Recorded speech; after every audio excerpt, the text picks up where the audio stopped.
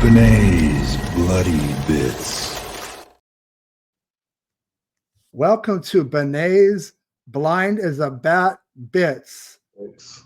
I'm here. Malcolm's here. Let me just be totally transparent. I had LASIK surgery on my eyes on Friday, so I'm definitely not 100%. So if I look like the fly from the original film and I'm a little bit slow, there's a reason. Malcolm, how are you? I'm doing okay, but that's not what you said before the video. You What? said I'm better than all the peasants. So I put these on to show my new gangster style image. I couldn't find a gold chain and a hat in time, so I thought I'd just do the shades. I wish it was like trying to be cool and trendy, but no, I'm in recovery mode, but it's all good. That's why we changed the time for today. Originally, it was supposed to be our normal 2 o'clock, but we're here a few hours early. But I really wanted to discuss the past, the present, the future of the Friday the 13th franchise. It's been on a lot of people's lips lately, and I kind of just want to go back, and this is kind of like a retrospective rewind, but it's also kind of like analyze where the series goes from here, and if we ever want to see it come back again. Exactly. So 1980, Sean Cunningham makes this little slasher film, Friday the 13th, effects by Tom Savini, low budget film, makes a ton of money. It's unique in the sense that it was released by Paramount, who, let's be honest, they never were a fan of this series. No. They only liked it because it made them lots of money.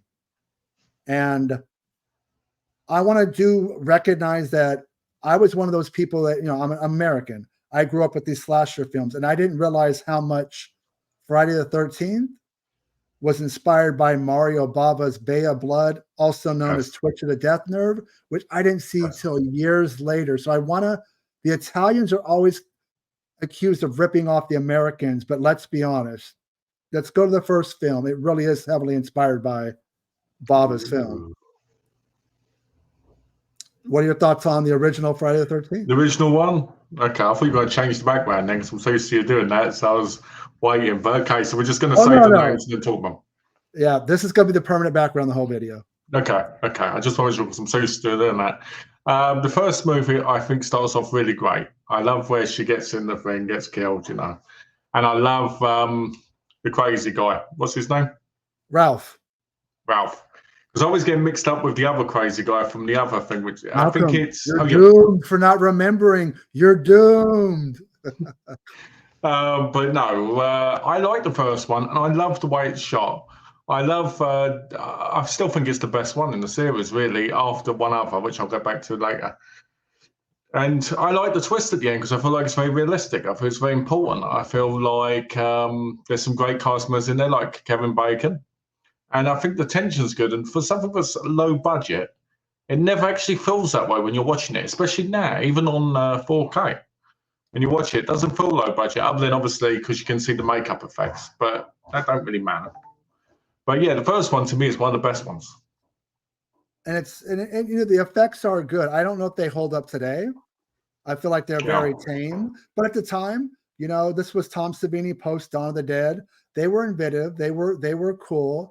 And we need to remember the killer is not Jason Voorhees in this film. Yeah. We get the backstory. Most people forget. What I do like about it is, and we'll talk about it later with the television series, it plays a little bit like a prequel, but it doesn't spend much time showing, Jason in the lake drowning. We found out, the kids are, screwing around, having fun. He gets neglected. And so the killer ends up being his mom, Pamela Voorhees. And I think that's cool because you kind of forget it because Jason is the face of the franchise, but that's really not until he shows up at the end and the kind of dream sequence, but not really a dream sequence that was definitely lifted from the end of Carrie. Yeah. If it wasn't for the end of Carrie, you probably don't have the end of Friday the 13th, where it's all tranquil and blissful. And she's just, and Jason comes out and it still works, even though it's coming. That scene is very scary still. I have to wonder, when they made the sequel to the first one, did they ever think about having a little Jason Voorhees like swamp thing, just like dripping water and everything? Did you hear that noise? Someone's knocking at your door. I don't know. It's no, but look. Let me shut the window. Okay, go for it. Malcolm's going to go shut the window. We're going to continue to talk about the Friday the 13th series and where we feel like it should go next. As soon as Malcolm comes back, we're going to jump into part 2, which Malcolm at this point has art. So just as a recap, so far you're saying this is your favorite of the franchise, the original. Yeah. You, you're turning off your volume because of the noise. I It's forgot okay. about that. Oops. No, don't Well, I worry said about was it. it looks like people next door moving. So, but yeah, the first one is one of my favorites. But there's one which is better than that one for me. But yeah. So here's the cool thing. Literally the next year, 1981, we get part 2. I saw it in a drive-in theater on a double feature with My Bloody Valentine. And this is where we get, this is where Jason takes over. And we get, it had to be inspired by the Elephant Man, the sack over the head, the sack killer. So he takes the sack off. And it's got that very mungy, ugly face. I think this movie totally outdoes it, the original. The body count's bigger. The kills are better. There's more of them. And, it's where they start to carry over. The beginning of part 2 recaps the original film. I like how the films did that. Like, you feel like they end and it begins like kind of right continuous. Away. A lot of the Phantasm movies. Yeah, these are not huge plot-driven films. I'm not going to even focus on that. This is about body count and girls getting naked. And I really feel part 2, the body count continues. I really feel it's better than the original. I think it's a lot of fun. Is this the one where he gets the hatchet in the head and goes down the stairs? Or is that the first one? It's this one. Well, I know in part 2, there's a guy that's in a wheelchair. Yeah, that's the one. That's what I'm talking about. Machete, and he gets that machete in his face, and he literally, I believe it's out in the rain, just goes down the stairs. That's the best kill in the whole movie. Yeah, part 2, it's really solid. Jason is the killer. Great kills, great score. Savini didn't do the effects on this one, but I do feel bad for him though when she manipulates him and tries to pretend she's his mother. That's really disturbing. And I feel at this point we need to say, but when somebody like that plays mind games with you, you're gonna try and kill him because you have to, don't you? Pamela Voorhees' head's on the table. She's in fun. She's got that smelly thing on, and she's just pretending to be her. And that's why he kills her boy throughout the whole movie. So it's her fault, even though that came later. Is there anything in 2 that you felt was done better than the original film? Yeah, the machete on the guy in the wheelchair, because it showed that unlike most places, disabled rights don't matter. So I like that in that movie because it was like Franklin all over again in Texas Chainsaw Massacre. And what's crazy is they were cranking these films out so quickly. Literally, the next year, we finally get the iconic hockey mask, which is Shelley, goofy, nerdy Shelley with this curly hair, has the hockey mask. It becomes iconic. It's weird to think of him without that mask. It just kind of happened by like chance or mistake. And this is 3D, the only film in the series that's been in 3D.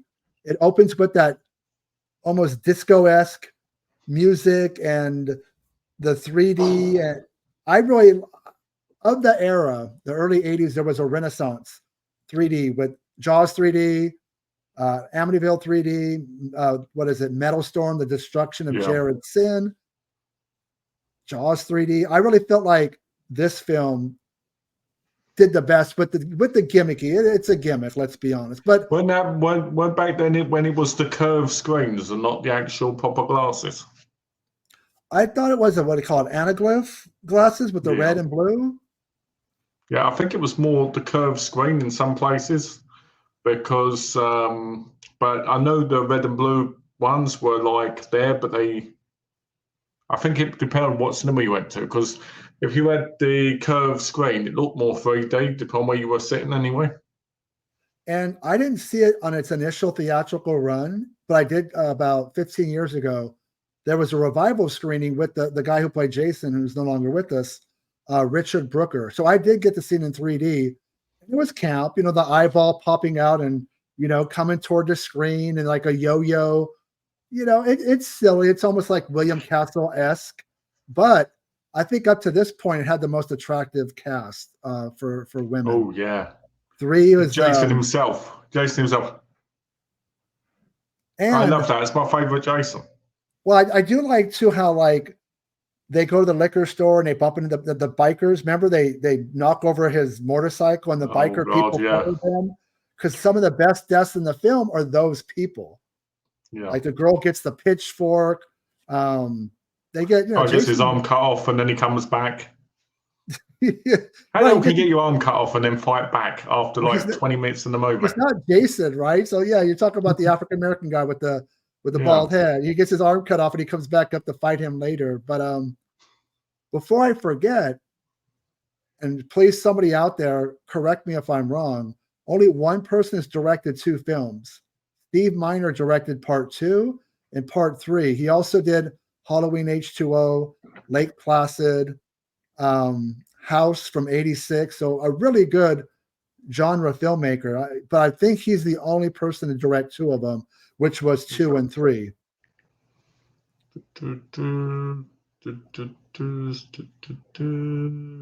We'll just say I'm right and move on. It looks like you are right. Okay, the only person to direct 2 Friday the 13th back to back. Yeah. So, so number 3 to me is great for multiple reasons. One, because I think Jason is very lovable, but I think it's actually really disturbing as well because she has a memory of Jason. All right, Alex too. You're both doing. Hello, how you doing? Hello, Alex. Hello, Alex. So 3 is 3 as good as 2? Better than 2, but for multiple reasons. But I want to get into this one debate quickly on this. So she remembers Jason from a different time when he apparently tried to, assault her. But Jason isn't that type of person. So are we supposed to believe this was like prom night Jason, where he was really young and he just had that feeling and he went for it? Thank you. I've really worked hard on this. Because of doing the videos, I've been able to afford a new place. Alex, Malcolm made sure he cleaned the house. We were going to do Friday the 13th retrospective, and he made sure he spent a lot of money on the decor, and he's just don't forget the piano. Malcolm's full of money. You're right. There was that scene where it's a flashback, and it's like the main has a history with Jason, like years ago. But he wouldn't assault a woman because I've never seen him ever do that. Yeah. Good point. I mean, this is made no sense, never mentioned in any other films. Yeah, I mean, good point, guys. I kind of I'd love to see you play the piano. Hey, this guy's from England. He's got a piano. He's got to be Elton John. But unfortunately, Malcolm charges. I'm still standing and I'm over you. Yeah. Malcolm charges, though, to play the piano. So we got to do a GoFundMe. On the true note, I can actually play the piano. Really? Yeah, I learned as a kid. Not masterclass, but okay. But I do like 3. I still like it. The 3D, the kills, Jason gets his mask. And this is where he gets the axe in the head, which kind of carries over throughout the films. You have that little cutout. Right, that kind of becomes on the poster art, and it kind of becomes a thing. Can we also talk about the ending where he's looking at her through the window and he's smiling? And at this point, you're like, he's actually going to get her, and we're going to actually have we're going to have number 4 married to her or something, because the way it just feels like he's in love with her, and then he comes running out, she's screaming, she looks up, and he's gone. And also, like a wink and a nod to the original film, she's out there on the lake in a boat, and as opposed to Jason coming out of the water, it's Pamela Voorhees' turn to come out of the water. So they're kind of bringing things full circle with that ending. I don't think it's as effective or scary, but it is kind of cool that they do it. What was the girl's name? Oh, Dana Kimmel? She's the lead. Okay. I wanted to make sure in case I got it wrong, but yeah. She was all right. Very attractive. So with Friday the 13th, the final chapter, now we're going to begin the Tommy Jarvis trilogy. And this one, it's Corey Haim. And I don't know why they ever call these films final. We have two finals in this series. We have the final chapter, the final Friday. We know they're never going to be the last because they made too much money. But this one kind of gets back to the basics. There's a really great scene at the beginning with the coroner. Jason's, kind of comes back to life, takes out a few people, makes his way back to Crystal Lake. Corey Feldman, as he always does. Corey Feldman is just like almost like a mini Tom Savini. Who Tom Savini comes back for the first time since the original to do the effects, and he's got like the Fangoria posters, all the makeup stuff on the wall. And I don't know if it's as good as 2 or 3 in my book, but I do think it's a solid, not so final film. I feel like number 4 is a little bit more brutal. Yeah, there is an alternate ending of 3. There's quite a few films in the series that had edits, and either they were thrown in the trash or the quality. I can tell you the alternate ending. Seriously, I can tell you the alternate ending. I was there. So, annoying ending, he's up at the window. He runs out, right? She's trying to swim away. Pamela Voorhees comes out, right? And she conducts a wedding ceremony for Jason and the girl. They get married, and then you see little kids like in Prey. Even though you were born in 1988, you're going to be able to tell us what happened in this film that was released in 1984. It was a past life. I died that year later on and was reborn now. So, okay, isn't final chapter where it's so politically incorrect but hilarious? There's the heavyset girl on the side of the road eating a hot dog. I think it is. And she gets killed, but it's totally like, just so wrong. But it's so a product of its era. Was this the one with that Crispin guy in it? Who could forget Crispin Glover's white boy dance? There are like Giphies. There are GIFs out there of that dance that get used over and over because I don't know if it was impromptu or, they told him to dance and that's what he came up with. But actually, it's one of the more memorable parts of the film is his dance. Yeah, I think it's actually probably the best part of the film, other than when Jason basically just walks through the front door. And the machete kill at the end, or not so much. When it's halfway through, it just goes. Where the machete goes in and he just slides down the machete. And, we knew that wasn't the end. I mean, I don't even know why they call it the final chapter. Probably to put butts in the seat. Oh, we're never going to see Jason again. And then, A New Beginning, I think, is the first really divisive film in the series because it's not Jason. It's Roy, the ambulance driver. But he's dressed up as Jason. He's doing the kills. But this one, the director, I believe he had a history in the adult industry. And it shows because the film is kind of grimy and it kind of has that trashier look to it for sure. Yeah. Some of the, I think there's some crueler kills in this film. Oh yeah.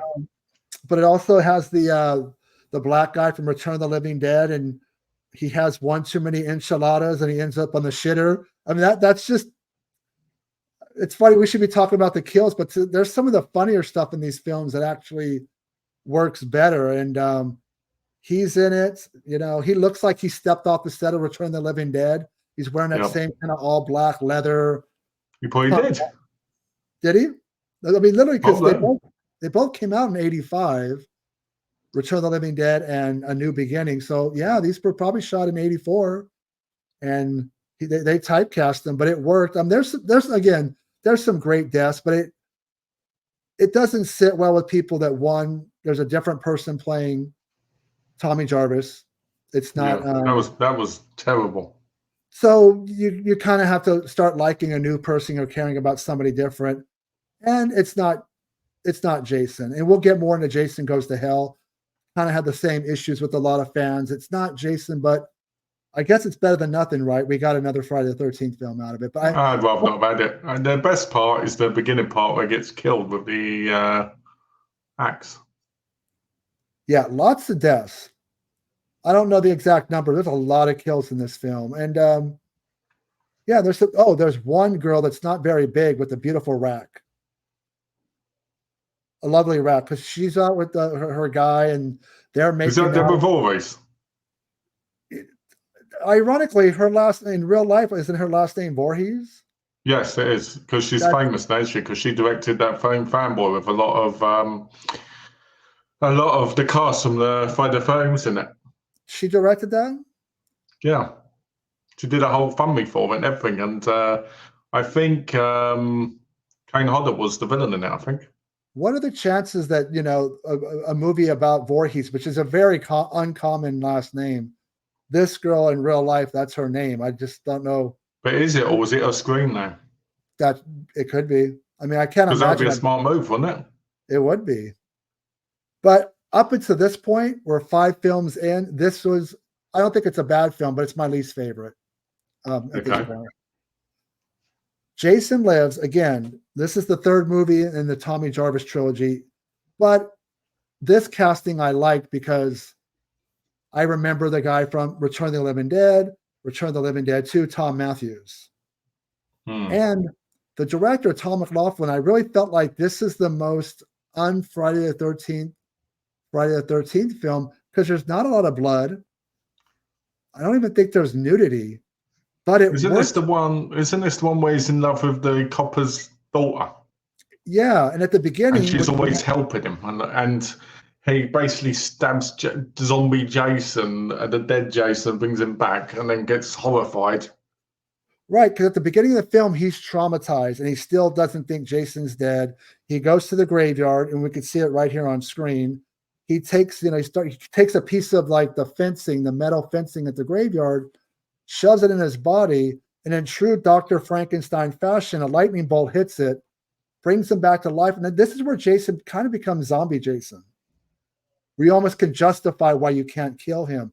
And the guy that he's with in that scene at the beginning of the film is the guy that played Horseshack from Welcome Back, Kotter. Ooh. The same actor.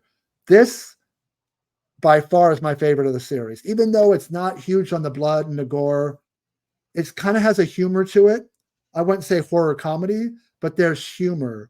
Like one girl gets killed in the water, and like her American Express card goes floating off. And if you remember the tagline for those commercials was "Don't leave home without it." This is what about the RV kill? That was great. Oh, where they're getting it on, and then they stop, and the girl gets her head shoved into the wall, and the imprint of her face makes it through the wall, and that's and it goes flying, and he just climbs up over it, and the girl in that scene is Darcy DeMoss from Reform School Girls. Nice. I always had a crush on her. So yeah, the RV tips over, it's on fire, and Jason comes out. I feel like this is where he, like, for me as a fan, really became iconic. There's just, and also the Alice Cooper song, "He's Back." The Man Behind the Mask has got a great soundtrack. It does. Jason Lives, to me, of all the films, always will be my favorite. It ends the trilogy with Tommy Jarvis. Of course, there's some occult parts to it too, and how they want to, quote unquote, kill Jason. They lure him out to the lake. Yeah. He's got the rock and the chain, puts the chain around his neck. The rock is supposed to hold him in place underneath the lake. And you think that's the end. And, he burns, there's a circle of fire. So I feel like there's some supernatural, not overtly. Yeah. There's some supernatural aspects that I enjoyed to the film as well. Yeah, because the next one's where it gets really silly. Part 7, The New Blood, that's where we got John Buechler, who was known for doing the makeup effects on the Troll films. 7 is very weak to me. But having said that, Jason's never looked better. This is where Kane Hodder first became Jason, and he was known as a stuntman. The shredded outfit, the bones that were exposed, the mask at the end, where this movie sucks for the first hour. But Yeah. there's this girl Tina that's got like Carrie. She's got these telekinetic. Well, it was supposed to powers. originally be Friday the 13th, Jason versus Carrie. Originally, that's what they wanted to do. And I'm sure then that, basically they couldn't get the permission for it, so they just went around it a different way without calling it. and I'm sure it would have cost a lot more money. But that first hour, at the time, the MPAA was really cutting down on the gore. So there was a lot of stuff that was shot that just got cut out. But about an hour in, where Tina finally lets loose on her powers on Jason, there's about a 20-minute back and forth where she electrocutes him. She drops a house on him. That absolutely exciting. But everything leading up to it is just a drag. Don't forget the most important bit. Dead dad jumps out the water and grabs him. So her dad, the main girl's dad, dies years ago in Crystal Lake. But here's the funny thing. And I hate to be a nitpicker because of these films. You're supposed to disbelieve a lot of things. He looks exactly like he did when he drowned. He hasn't rotted. You know what I'm saying? It's all these years later. Yeah. She brings him, brings him back. He grabs Jason, chokeholds him. That's because his spirit went back in and brought it back to like full health. Oh, you're making up excuses for it. I never even noticed it. Full I HP points again. And boom, how would she know it was her dad? If he didn't come out, grab hold of Jason, and start fighting him. I know, but he looked exactly the same. There was no decomposing of the body. He looks, he looks like he just fell in there 2 minutes ago. But it's, again, a very weak film. Saved by the last 20 minutes, I think, are great. I usually will just start watching the film, skip the chapters, and go right to about an hour in. But Jason's never looked better. This is the first of 4 films that Kane Hodder was Jason. Then we get to Jason Takes Manhattan. False advertising for a lot of reasons. One, most of the film was shot in Canada, and I get it. That was to save money. But they spent about an hour on the Love Boat. Some good kills here and there. Finally get to Manhattan or New York, where it's really Canada. And it's just boring. A lot of flashbacks where Jason's a little boy and he's kind of haunting people, and it starts Kelly Hugh as well, doesn't it? At one point, before she gets killed. She looks great in this film. This is one of her first roles. She was brilliant, so beautiful. Right. So she was beautiful in Scorpion's King as well. But yeah, gonna come on. Oh, and also what was the X-Men 2? Yeah, and Martial Law, the TV series. Yeah, it takes a while to get going. Again, it suffers the script like with the New Blood.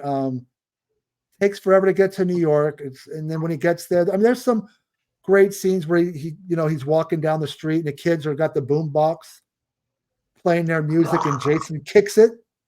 And and they're like, they get out their little knife and what are you going to, and then Jason lifts up his mask and scares. And there's some cool scenes, and at the end it's kind of weird where they're down in the sewers and Jason gets hit with toxic waste and then he ends up like disintegrating back to a little boy, which kind of harkens back to the stuff that we saw throughout the film where his little boy was kind of like young Jason was like, I don't know, reaching out for help.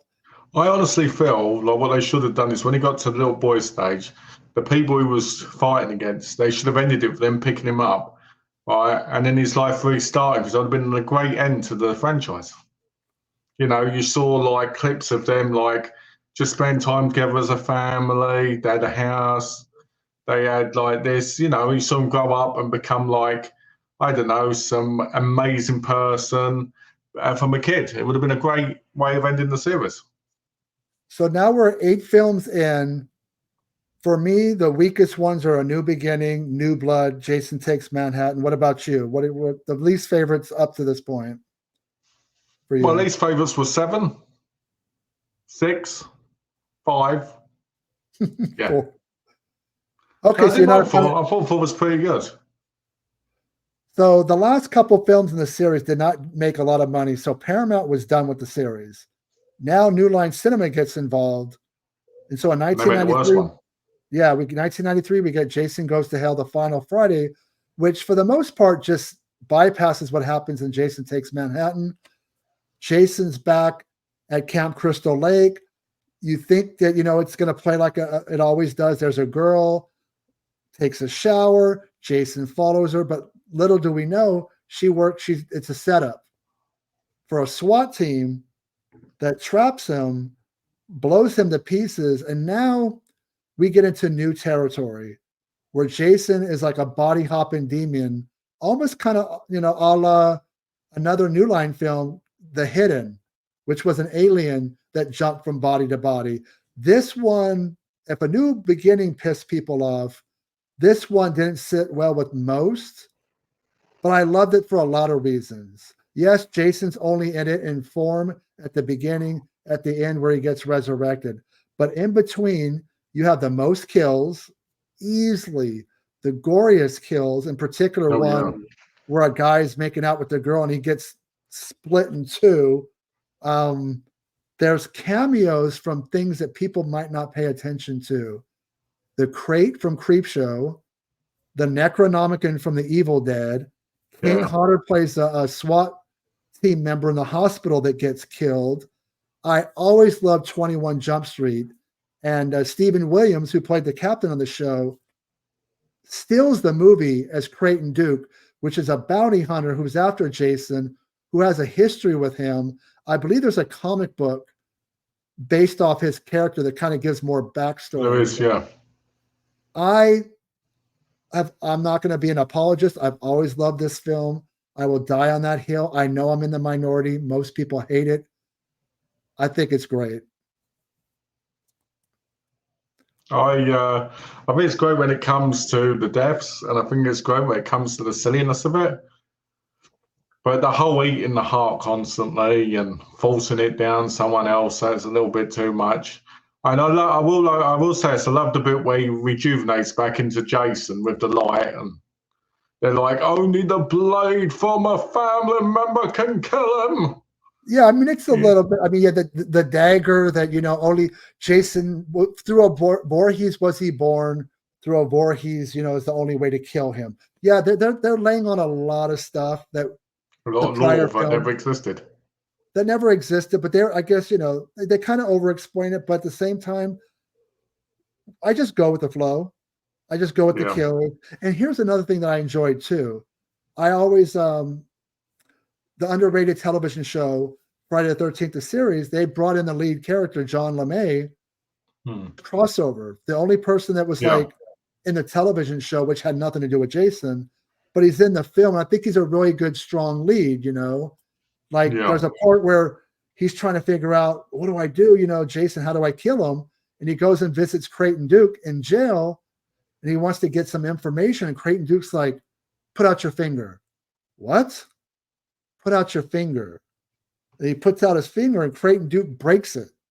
And then he gives him a little bit of information. And then he's like, what else do I need to do? Are you willing to pay the price? What? Give me your finger.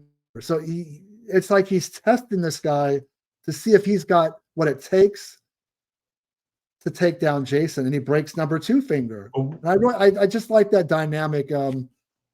There was some better acting in this film. I think it wasn't just all teenagers. There were some older people in the film. But I get the silliness of it. I know anytime I bring up this film online, just the hate comes from left and right. But you know what? I don't care. It doesn't bother me. I like the people in the diner. All the actors? Oh, yeah. Yeah. It's not like weird they are. And I will say this. Way back in the late 90s, I used to order like bootleg movies from, I want to say it was a company called Video Dungeon. And they always had an ad in the back of Fangoria. And they had what was called a composite print of Jason Goes to Hell. It wasn't the best quality, completely different in the sense that every kill was gorier. Forget the theatrical release. Forget the so-called uncut video that's on DVD or Blu-ray. Every death was worse. There's even a character that's not even in the film who gets he's in the bathroom and Jason like bashes his mouth into a sink. And Lovely. also, if you remember the theatrical trailer for Jason Goes to Hell, there's a full-size demon, big, Yeah. not like the small one in the film. This version I had that full-size demon. It's a completely different film. I did reach out to the director. I wanted to talk to him about this, but I don't know, we couldn't work the schedules out. And I wanted to get some more details. I wanted to get some more juice about this film because I'm a big fan, but he was busy working on a documentary specifically on this film. But yeah, you're never going to love the film, but I do. It's probably one of It's my. okay. I mean, it's got some great moments in it, but it just isn't what I expect from a Friday the 5th movie. So now it's called Jason Goes to Hell, so, and he does go to hell at the end. Okay, and how could we forget? Because New Line Cinema owns the right to Freddy and Jason. At the end, where Jason gets pulled down by these demons, his mask gets stuck in the dirt, and then Freddy's claw comes out, and we'll get there soon. But that was like. But who was controlling the hand of Freddy in that shot? You think so? It was Wes Craven. What? Are you sure? Yeah. Okay, because I never heard that before. So you're giving us some intel that we never knew about? I swear that's what I read. Okay. I mean, that's cool. And if it is, I think that's very good. So we go from a body hopping demon to Jason going to space. And fuck it. If Leprechaun and Pinhead can go to space, why not Jason? I mean, it's preposterous, but we get David Cronenberg, Lexa Doeg. I hope I'm pronouncing her name right. She's beautiful. She's just your kind of girl, Asian girl. I believe she's mixed, possibly white and Asian, but she's lovely. Some of the best kills, like someone's head getting, frozen in the ice. Smashing the ice everywhere. And don't get the nipple clamps on the sex scene. That's true. And they even bring back, I believe in part 7, there's the sleeping bag death scene, which we didn't bring up. Yep, because they do. Yep, and in this one they have the VR one, don't they? Their reenactment. Yeah, I like that they just jump way ahead, kind of forget about Jason Goes to Hell, and just this is Jason in the future, and these people think they kill him, but they got the kind of technology that Jason. I love how they kill him, and he falls back. And then it just all regrows into this like metal mask and everything because of the liquid and everything that goes on him. Then he becomes Uber Jason, which is kind of ridiculous the way he looks, but it's like you couldn't stop him before. You're definitely not going to take him out now. The best Jason.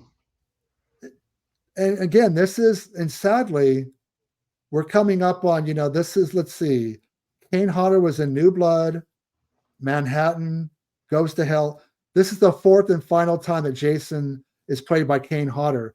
And you think that he played it more, and then you realize he played Victor Crowley in the Hatchet films 4 times as well. So he played Victor Crowley as many times as he played Jason Voorhees. And Victor Crowley is basically the hillbilly version of Jason Voorhees when you think about it. And I think that in some ways, Adam Green, because I think Kane was always bummed that was the last time he got to play Jason. In a way, Adam Green said, "No, we're gonna make you Victor Crowley, and we're gonna kind of continue Jason, but in a different way. But it's the same kind of movie, right? A killer in the woods, chopping people up. So that's very cool, though. Kane Hodder, I will say this in person, is probably mixed reviews with me. He immature sometimes when I see him. A little immature. I'll say this: I was in line at a convention probably in 2000. There was a couple people in front of me, and Kane was with a friend or somebody. I don't know. I don't think it was a handler, and he had some like little fart machine like on his hand. Like, I don't know, and he kind of hit it, but you could still see it. And somebody would walk up and he would do it and start laughing. I was like, are you making fun of your fans that put money in your pocket? I that didn't sit well with me. I think he did. Basically, you didn't like him because he was a bit of a joker. Well, but who's up? nobody's on the joke but you and your friend. Yeah, that's true. That's the problem. You're there. I mean, if he's hiding it, I thought it's no. I didn't say anything to him, but it and what's I with the caught gloves constantly? was is that because he was burned in real life? He Was was he burnt burned. on the hands? I think it was happened on a film, and he talks about it, pretty open about it. It started on In his his neck. documentary, right? Kane Hodder to Yeah. hell and back. It's on his neck, and I think it goes down to his arms, and I don't think it's both hands. So, but I wouldn't be surprised if it's to cover the burn. You know, But he used to like hanging from balconies. He used to put his feet underneath, and he used to just lean back because he just wanted to believe he was a daredevil. He said one time he almost fell off. And it's I mean, often, I saw him at a different convention, and he was a little bit better. So, I mean, I guess it's you catch people on a bad day. But anyways, I've seen him a few times. Not personally, but in videos, and each time he seemed a bit aggressive. yeah. There's certain people that I think they've done conventions. I mean, I'm not even going to justify it. They've done them for so long, but they need to realize that these people are putting money in their pocket. They're probably making more off conventions than they are the movies they're in. Honestly, someone like a Kane Hodder can make a lot of money over a 3-day weekend. He can make, Especially newer people like that Melissa from Screen at the minute, oh, tons of money. So Jason goes to space. Now we finally in 2003. He didn't say about how he got stopped in space, how he ends up completely rolling in space. Yeah.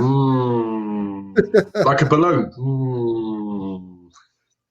Yeah. But Freddy versus Jason, 2003. I saw it opening weekend. A little bit CGI effects didn't work for me. Very CGI. I don't know how you can do it better as far as making it a Friday the 13th film, but also making it an Elm Street film. And of course, because Freddy built New Line Cinema, the story is going to revolve around him. One, he can talk. Two, he is more powerful because he can manipulate the dreams. Jason obviously is not played by Kane Hodder anymore, but visually, Ronnie Yu, who had directed Bride of Chucky, The Bride with White Hair, he really brought visual style. Maybe like no other Friday the 13th film. There's a little bit, things aside, the visuals, but gory as hell. Violent as hell. Gory. Great kills. Kelly Rowland's in it. I know you enjoy her from. Yeah, I enjoy her a lot. I'm sure you do. Especially when she gets hit up against that tray. I just think as a Freddy versus Jason, I never thought we would get it made. And I'm really surprised because it made so much money. We never got a follow-up. But the film itself, visually, the colors, it's like Argento. If Dario Argento directed a Friday the 13th film in his prime, it would look something like this. And it has a perfect ending too. Yeah, I mean, Jason, and I think Freddy gets the better of him, especially in the dream world, which he should because he can do whatever he wants, right? Yeah. But he can't kill him. All the stuff that he does they by the end of the movie, they tear each other apart. I mean, literally, it's just visceral. I think it's interesting with Freddy, he can be pulled into the real world, but yet he still can't die because there's always that part of him that's still in the dream world. Yeah. I thought the whole bouncing back and forth between, and also how did they get Freddy to come back? They stopped talking about him, right? Yeah. How do you get him to come back? They started saying his name, almost like don't say Candyman, 5 times. And don't forget the CGI creature thing that smokes the spliff. Adam Marcus is going to make a rare convention appearance at rare for there. He has started to do a lot of conventions. I know he's doing one out here in California really soon. Again, I would have no problem getting him on here to do a retrospective just on that film. I tried my hardest and it's kind of fallen on deaf ears. So that's too bad. Hopefully that changes. I hope that changes at some point. But yeah, Freddy versus Jason made almost $100 million in the United States alone. Fans seem to like it. I don't know why they didn't do a follow-up when they had the rights to both. Instead, we got the remake from Platinum Dunes, and that's easily my least favorite of the series. It just didn't feel like it had Jason, it had kills, it had nudity, but it was done by way of producer Michael Bay, and Marcus Nispel is the director. He also did their remake of Texas Chainsaw Massacre, and I felt like it was another Texas Chainsaw Massacre film, but Jason was instead. I didn't like it at all. I didn't like the way it looked. That. I didn't like the way it felt. He was even in a tunnel area. Yeah, And that I was was like, silly, that. is this fucking Texas Chainsaw 2? I felt like it was more Texas Chainsaw than it was Friday the 13th. I didn't like the Jason Voorhees in it either. I didn't like the guy who played him. He looked like some guy that just come from the mechanic shop and shut up for the night and was like, oh, I'm going to chase some kids. I sat through it in the theater. I didn't like it. I did a marathon years ago where I did go back and watch all of them. I couldn't even get through it, dude. My opinion hadn't changed. I feel like it still was a weak film. It's just, give me even 5, which I'm not a fan of, or even Jason Takes Manhattan or New Blood. So 12 Friday the 13th films. Then there was some legal problems with Sean Cunningham, the director of the original film, and the writer, Victor Miller. Now, supposedly it got all settled, but we still don't have a new Friday the 13th film. They're talking about doing a series. Then they were talking Peacock was going to do it. Then A24 was going to be like, Crystal Lake, but it was going to be like a prequel. And since they really can't use Jason in The Mask, it was going to talk about, Mrs. Voorhees. And to me, I have no interest in knowing her backstory because we already know everything we need to know. This is not like Norman Bates' mom where there's going to be something there to it. Her main reason for killing the teens in the original, because they neglected her son who drowned. What did you think about? Is he supposed to drown in this one and get revenge, or? Brian Fuller, who was the producer on the Hannibal series, which a lot of people enjoyed, was part of this. So he's a fan, but I have a feeling it was going to be, Mrs. Voorhees heavy. Jason might get mentioned, or he might even be around when he's younger. There's not going to be a mask. And to me, the heart and soul of this franchise is very simple.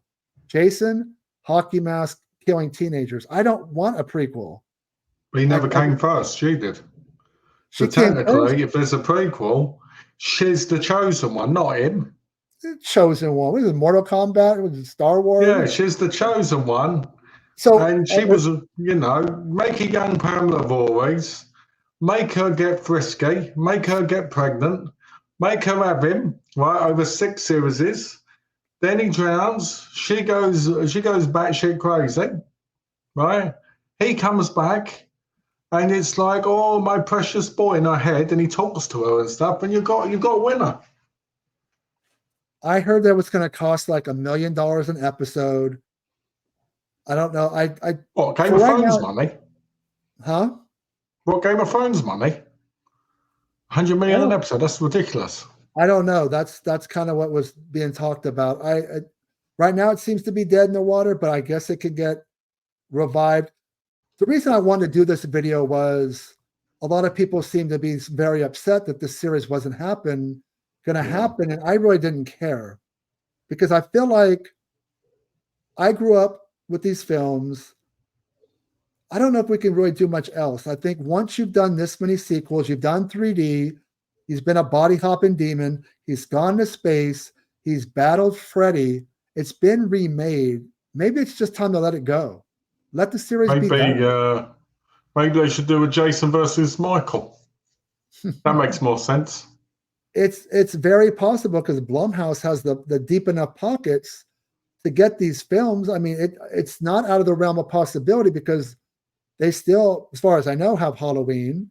They grabbed The Exorcist. I know that they're very interested in Freddy and Jason. So anything's possible. But for me, if we never see a Friday the 13th film again, I'm not going to be like, totally sad because it's already been like what 14 years since the last one. It's a Yeah, I long. think We've the never problem had a is, I think the problem is we need new franchises like Terrifier and that, but obviously other ones that kind of stand out more and kind of hit us more. You know, I'm tired of Friday the 13th. I'm tired of all the movies that are made just like those movies without any real, you know, a slasher's a slasher. And yeah, some of them are really good. Don't get me wrong, I won't complain about them because they are fun. But I don't need to see Friday the 13th. Would it be a fun movie if they did? Sure. And I'd enjoy it if they did. But do I need one? No. Do I need a new Child's Play? No. Do I need a new Halloween? No. Do I need a new Nightmare on Elm Street? No, I don't. What I need more new characters, more original horror movies, movies that stand out, movies that well, make you think. I mean, the problem is money talks, and in general, these remakes or sequels, for the most part, tend to do well. I mean, but look, Hollywood's going to listen to the fans. You know, something like Long Legs, you know, the movie with Nicolas Cage, did really well on a small budget. The marketing by Neon was really great. I didn't see it, so I can't comment if it's any Alex saw good. it and he loved it. So look, horror has always been popular. You know, generally they're low budget films with so the profit margin, you don't have to make a lot of money for them to be successful. But franchises always seem to do well, you know, like a lot better. Yeah. Like, yeah, Long Legs is doing I can good tell you money. why. I can tell you why franchises do well.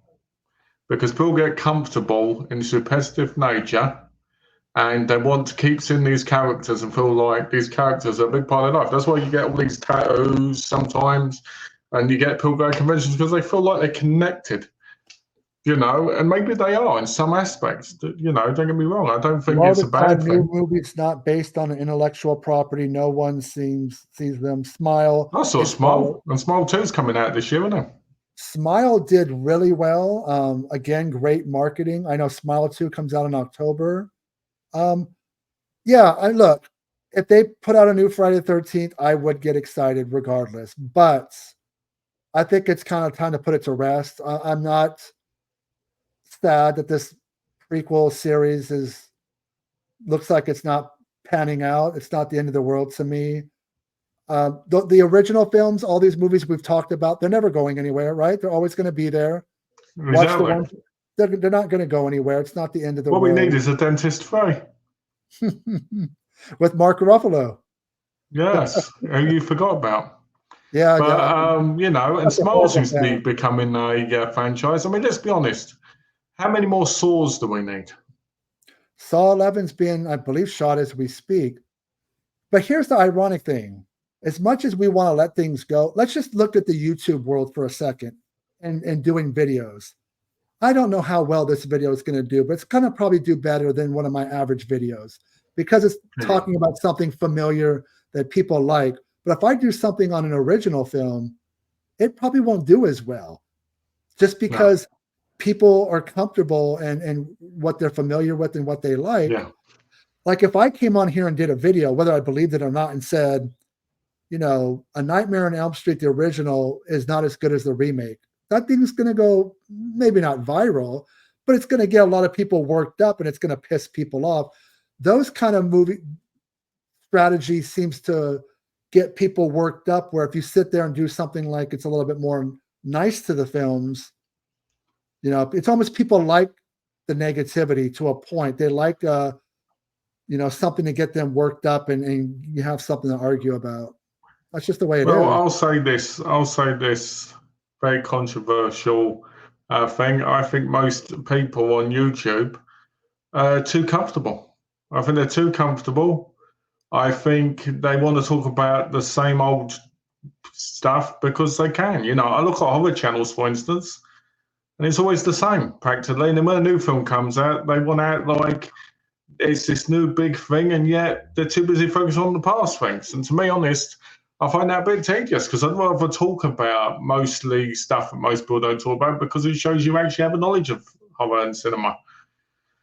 You Yeah, know, I try to like watch. I I watched a try to new watch movie. everything. Like I watched a new movie called Ant Massacre. Was it good?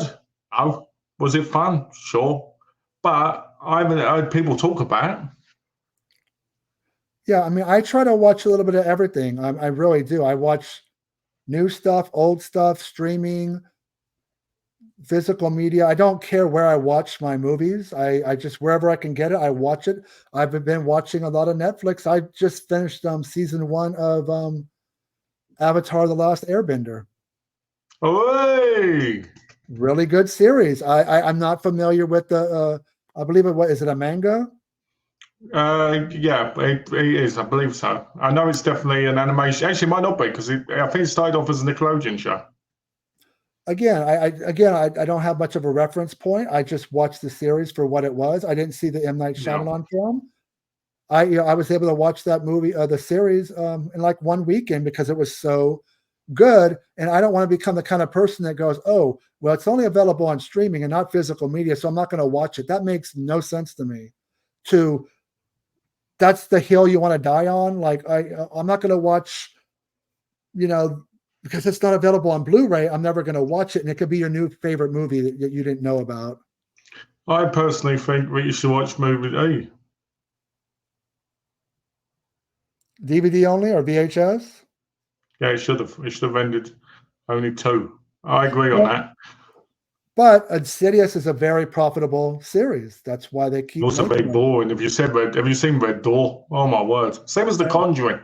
Oh, Conjuring, but they make money. Conjuring, Insidious, yeah, Paranormal because Activity. they supply to the brain dead masses who don't know, who don't understand what horror is anymore. It's too much of this jump scare and all this crap. John Carpenter is the king of jump scares. I mean, Yeah, but it was a different time. But It was a doesn't mean different time. There was more to it. There was more. There was suspense. There was tension before those jump scares. Nowadays, you hear music and boom. I beg people to watch The Sadness and they just ignore it. Did you pick up that Blu-ray from We mean the 4K? Yeah, I picked it up. You didn't, did you? Because you ignored it.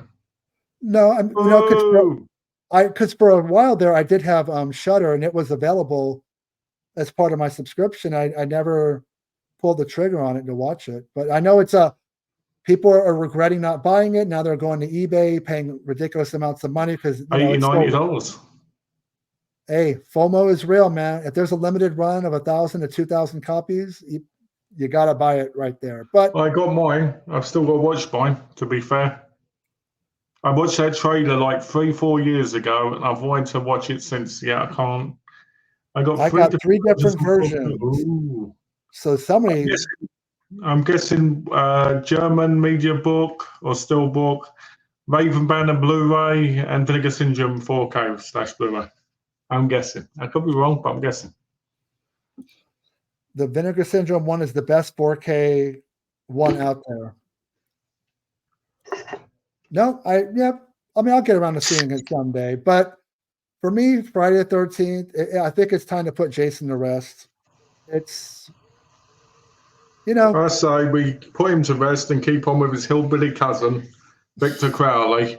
Victor Crowley. Because personally, I think Victor Crowley is hilarious. You know, he reminds me of a mixture between Jason Voorhees and Montan.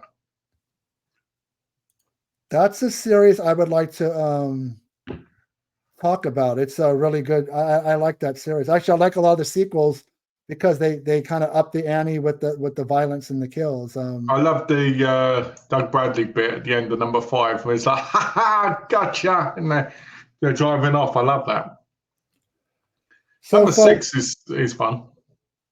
I think that are you done with Friday the 13th? Are you okay if it never comes back? I'd be okay if it never came back, but if one did come back and it was decent, I'd definitely watch it. But I wouldn't rush out to hope for another one, just because I think there's more stories out there that could be told from other IPs and different, other characters. Well, thank you everybody for watching, for our little kind of going down memory lane, looking at all the Friday the 13th films, giving our opinions on the prequel series, and if we really want to see a sequel in the future. We'll be back next week. I'm not 100% sure what video I want to do, but Malcolm and I will talk about it, and hopefully we'll be back sometime next week. And thank you everybody for commenting and doing all that fun stuff. These kind of things do make a difference. If you can help out the channel. It has started to grow a lot in the last couple of weeks. Shockingly, the Beavis and Butthead did really well. I didn't do it for that reason. I just wanted to mix it up, and we're still going to do comedies and stuff like that. And, you know, we're going to do some Star Wars videos as well. I think, you know, horror is the meat and potatoes of my channel, but I like a lot of things besides, you know, horror. So I'm going to start doing more comedy, science fiction, and things like that to kind of mix it up. I think it brings a different flavor to the channel. I think people appreciate it. But thank you, everybody, for watching, and we'll talk to you soon. Take care, guys. Everybody.